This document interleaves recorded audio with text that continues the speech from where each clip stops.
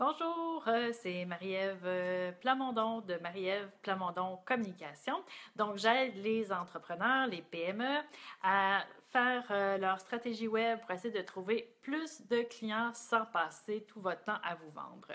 Et aujourd'hui, je voudrais parler de marketing de contenu, mais surtout comment faire du marketing de contenu si on ne veut pas toujours être en train de créer du contenu, justement.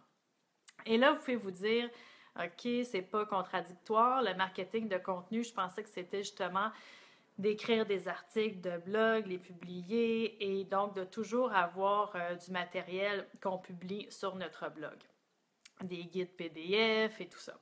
Oui, c'est en partie vrai, sauf que ça peut vraiment devenir épuisant pour, surtout quand on est tout seul à la barre de son entreprise, de se dire, bon, en plus de faire tout ce que j'ai à faire dans une journée, je dois en plus produire du contenu. Et la stratégie derrière leur marketing de contenu, c'est de se faire connaître en tant qu'expert, de se faire connaître par une audience qui ensuite va nous choisir pour faire affaire avec nous parce que la qualité du contenu qu'on a créé est bonne et démontre notre expertise. Mais est-ce que c'est vraiment nécessaire de créer constamment du contenu et surtout est-ce que c'est possible? Je pense que c'est très difficile de le faire, même si moi, dans mes compétences, je crée du contenu, j'en rédige et tout ça. Pour le faire pour moi-même, pour mon entreprise, ça devient difficile.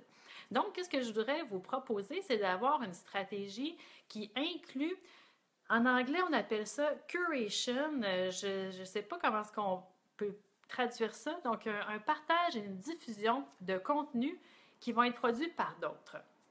Et d'ailleurs, on suggère pour ce qui est de nourrir vos médias sociaux, par exemple votre page Facebook, on suggère de mettre sur votre page Facebook 20% de posts qui sont en lien avec vous-même, vos services, vos activités et 80% des trucs qui viennent d'autres pages Facebook, d'autres sites web. Donc, déjà là, ça démontre que c'est important de faire une large place aux contenus qui sont produits par d'autres. Et comment je peux produire du contenu en réutilisant le contenu qui est produit par d'autres personnes? Par exemple, je connais, il y a quelqu'un, son nom m'échappe, mais même Social Media Examiner, qui est un site web qui est dédié aux médias sociaux et tout ça, eux, à chaque semaine, envoient une infolettre. Et dans l'infolettre, il y a plusieurs articles, mais plusieurs articles qui sont rédigés par d'autres personnes. Par contre, c'est toujours des articles triés sur le volet. Donc, ça veut dire que chaque article qu'ils me proposent est vraiment pertinent, intéressant. Et donc, je vais aller quand même ouvrir cette infolettre-là, même si je sais que ce qu'elle contient, c'est pas uniquement produit par cet organisme-là, mais par d'autres personnes aussi. Parce que ça m'évite, il y a tellement d'informations. En utilisant cette infolette-là, ça m'évite d'aller en lire plein d'autres parce qu'ils ont déjà fait un tri pour moi. Et ça a une valeur inestimable. Donc, il ne faut pas sous-estimer l'importance pour quelqu'un qui peut vous lire d'avoir accès à des ressources qui ont été triées sur le volet pour votre lecteur. Donc, on peut aller regarder. Donc, je vous suggère de vous abonner déjà à des pages Facebook, à des infolettres. On peut utiliser des outils, j'en ai déjà parlé, comme Pocket, comme Pinterest. Il y a Save to Facebook, aussi une application directement dans votre page Facebook. Donc, à chaque fois que vous lisez quelque chose d'intéressant, vous allez le sauvegarder. Et par exemple, une fois par mois, vous pourriez produire une infolettre dans laquelle vous allez partager des choses intéressantes que vous avez lues ailleurs. Ça peut être des livres, ça peut être des articles, des vidéos aussi que vous avez vues sur YouTube, les meilleurs tutoriels. J'ai déjà fait un article parce que j'avais des meilleurs tutoriels sur MailChimp, par exemple. Donc, je suis allée chercher du contenu de d'autres et là, je vais le partager.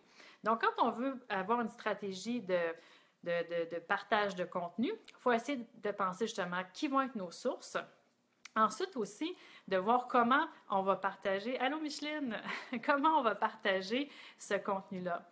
Et donc, est-ce que je vais le partager dans une infolettre? Est-ce que je vais le partager dans des articles de blog? Est-ce que je vais le partager via ma page Facebook? On peut faire une ou plusieurs de ces choses-là.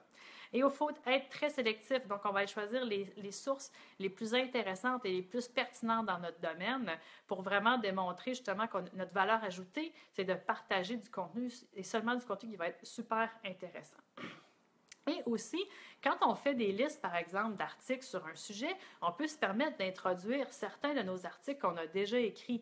Donc, c'est sûr que si je fais une liste des 10 meilleurs articles en marketing web, je ne vais pas mettre juste de mes articles. Idéalement, je vais mettre 9 articles de d'autres personnes et le dernier article pourrait être un des miens.